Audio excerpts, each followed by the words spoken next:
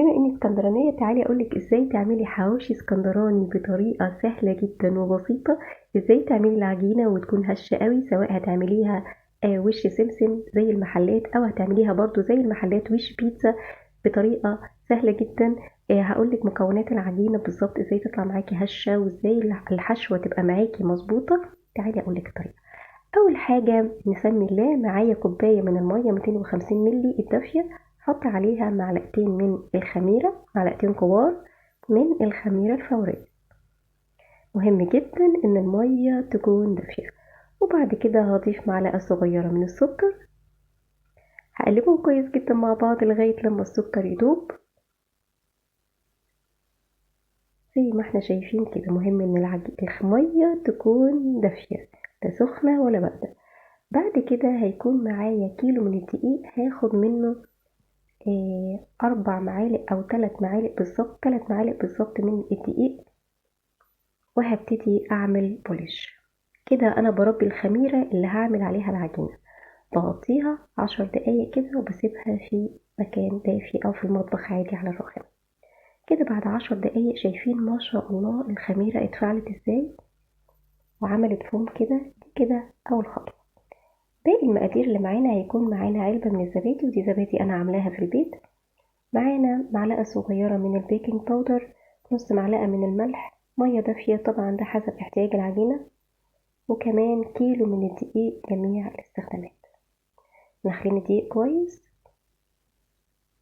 بعد كده هنحط كده في العجين. اول حاجة هنضيف الخميرة اللي احنا عملناها، وهنضيف الملح، هنضيف كوباية كمان من المية، وكوباية الزبادي او علبة الزبادي حجمها حوالي 125 جرام. طبعا في المحلات مش بيضيفوا زبادي، بيعملوا عجينة عادية جدا للعيش، عبارة عن دقيق ومية وملح مش اكتر من كده. احنا هنا بنضيف الدقيق الزبادي. هنا الاول هنضيف الدقيق، بنضيف الزبادي علشان تدي طراوة اكتر للعجينة، وبضيف معاها البيكنج باودر وبعجن العجينة دي كلها مع بعض. زي ما قلت لكم في المحلات مش بيضيفوا زبادي، لكن بيعملوها دقيق ومية وملح اللي هي عجينة العيش العادية. لكن في البيت احنا طبعا بنعمل حاجة تكون طرية، والأفران بتاعتنا غير أفران المحلات، فبالتالي لازم العجينة بتاعتنا تكون هشة ويكون طعمها حلو. بضيف مية بالتدريج لغاية لما تتكون معايا عجينة متماسكة لكن فيها تلزيقة بسيطة كده. هتشوفوا دلوقتي ازاي العجينة بتخلع كده من أطراف العجين وبتبتدي تتكور كده بالشكل ده، شايفين؟ بعد كده بضيف معايا حوالي 3 معالق من الزيت، ودي آخر خطوة بنعملها في المكونات. زي ما انتوا شايفين كده، أهم حاجة ان احنا نعجن العجينة كويس جدا، سواء هتعجنيها على ايدك او في العجين. مهم جدا ان العجينة تتعجن كويس. بيكون في ايديا كده مسحة من الزيت عشان اقدر الم العجينة، لان هي بيكون فيها تلزيقة كده خفيفة، وببتدي اخدها كده على الرخامة وابتدي المها كده بايدي. شايفين هي بس تلزيقة خفيفة زي ما احنا شايفين كده. العجينة بتاعتنا بقت تمام جدا وزي الفل. نغطي العجينة بقى في مكان دافي كده بطبقة من البلاستيك او ستريتش راب، وبنسيبها تخمر. يعني على حسب الجو عندك، ممكن تاخد نص ساعة، 40 دقيقة، ساعة لو الجو برد جدا. تعالوا بقى نحضر الحشو. معانا هنا نص كيلو من البصل، قرنين فلفل سواء بارد او حراق، بقدونس، ومعايا هريسة وعصير ليمون. ومعايا نص كيلو من اللحمة المفرومة ويكون فيها نسبة دهون كويسة. ولو اللحمة عندك حمرة تقدري تضيفي عليها دهون زيادة، او تضيفي حتة ليا، بس انا مش بحب صراحة اضيف كده. ممكن تعملي ميكس بين اللحمة البقري واللحمة الضاني. بفرم طبعا الخضار ده كده كله في الكبة، وبعد كده بضيفه على اللحمة. هنا مكون مهم جدا جدا جدا ان احنا نضيفه. بضيف معلقة كبيرة من الطحينة. انا مش بصفي الخضار من المية. الطحينة دي بتعمل على ان هي بتشرب السوائل او بتخلي السوائل تتماسك كده مع بعض مع قطعة اللحمة، وما تميميش منك وتبقى فيها مشكلة. بنضيف طبعا ملح وفلفل، وانا مش بضيف اي بهارات لان انا هنا مستخدمة لحمة بلدي. لو حابة تضيفي بهارات حواوشي طبعا دوت بيرجعلك، لكن نخلي بالنا واحنا بنضيف البهارات ان احيانا بيكون مضاف ليها ملح.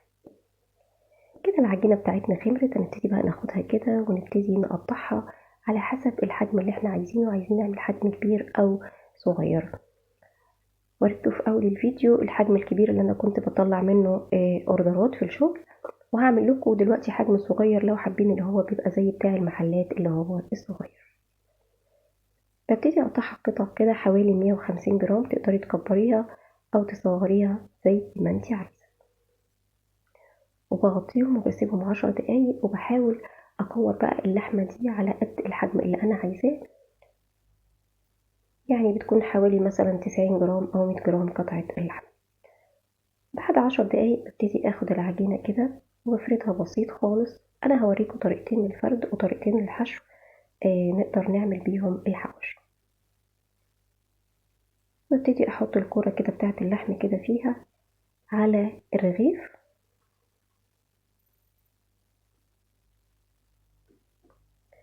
وبقفل العجينة بعد كده زي ما احنا شايفين كده، طبعا مش بتاخد منك وقت خالص خالص.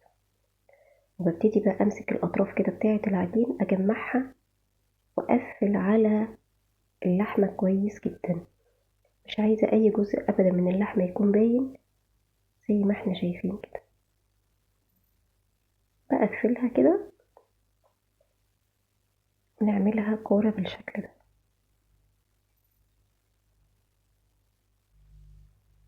الموضوع سهل جدا وبسيط. بفرد كل قطعة من العجين وببتدي ألم كده الأطراف بتاعة، طبعا لازم تكون القطعة بتاعة اللحمة مناسبة للعجين، ما تكونش كبيرة قوي عليها علشان ما تخرجش منك بره العجين.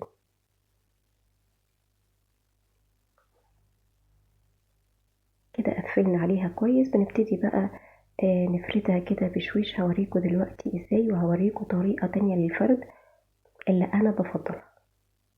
طبعا دي طريقة اللي بتستخدمها المحلات الحواوشي، لكن انا بصراحة انا بفضل الطريقة التانية وهوريها لكم دلوقتي وهتكون اسهل جدا عليكم. شايفين الموضوع في منتهى البساطة.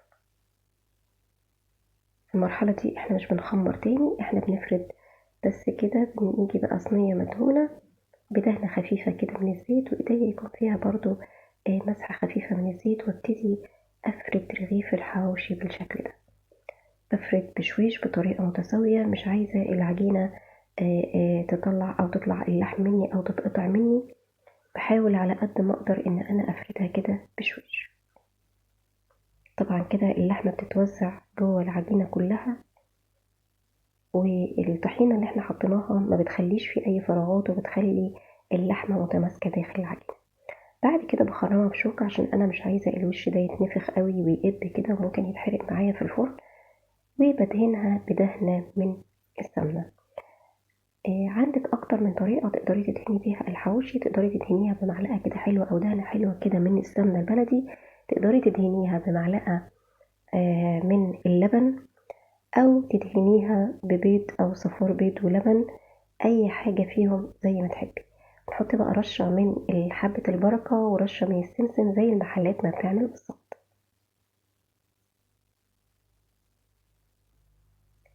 ممكن كده اضغط عليها ضغطة خفيفة كده بايديا عشان اثبت بس السمسم وحبة البركة على الوش. بنسيبها دقايق كده ونبتدي نخبزها في فرن ساخن زي ما انتوا شايفين كده. دي الطريقة اللي احنا بنفرد بيها رغيف الحواوشي. اهم حاجة ان الحشوة ما تخرجش مننا بره العجين. دي الطريقة اللي انا برفعها بيها لو انا هفرد بره الصينية. ممكن نحطها على ورق زبدة، لازم يكون مدهون زيت او سمنة، او لو الصواني عندك صواني ألومنيوم مش بتلزق بتدهني بس دهنة من الزيت. بخرمها كده بالشوكة وبدهنها كده من فوق بدهنة من السمنة أو اللبن. أنا هنا دهنت دهنة من السمنة يعني زي المحلات ما بتعمل، لكن تقدري تدهنيها طبعا بلبن بيكون شكلها حلو جدا، أو بصفار بيض ولبن.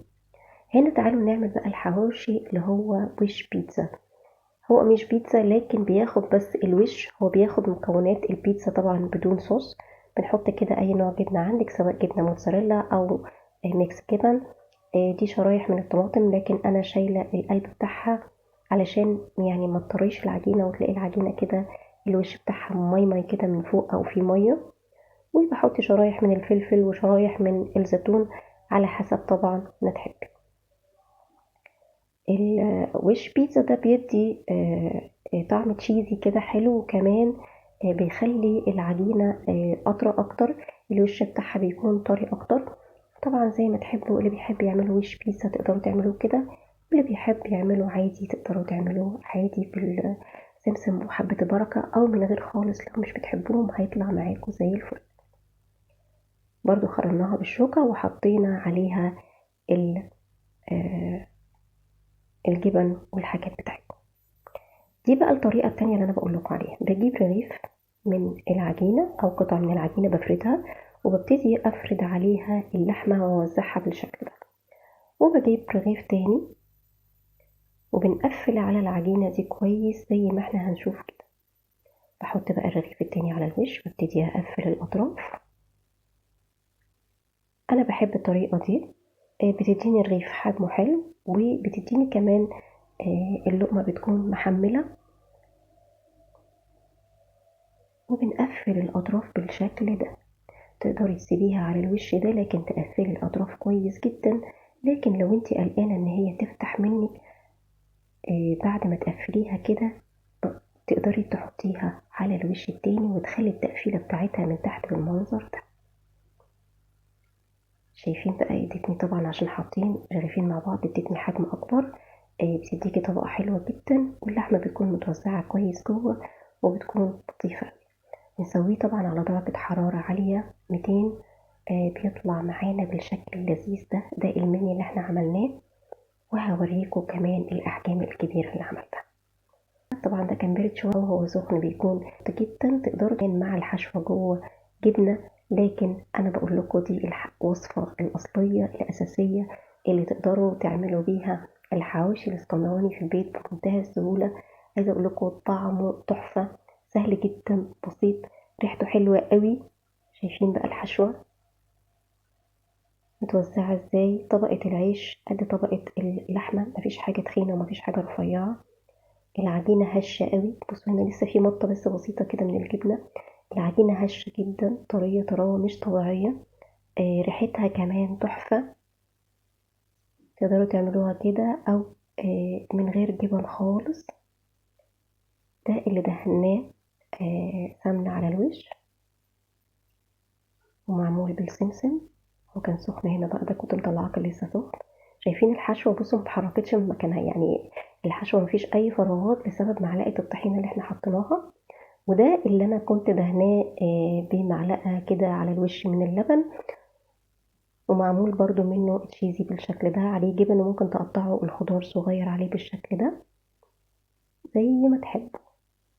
اتمنى انكم تجربوا الوصفه وتقولوا لي رايكم فيها. ناس كتيره طلبوا مني الحواوشي الاسكندراني، قلت اعمله لكم. تقدروا تقدموه على الفطار او على الغداء، او كمان تعملوه في رحله او في اي مكان تروحوا. اتمنى الوصفه تكون عجبتكم، واشوفكم في وصفه جديده وفي فود معموره. باي باي.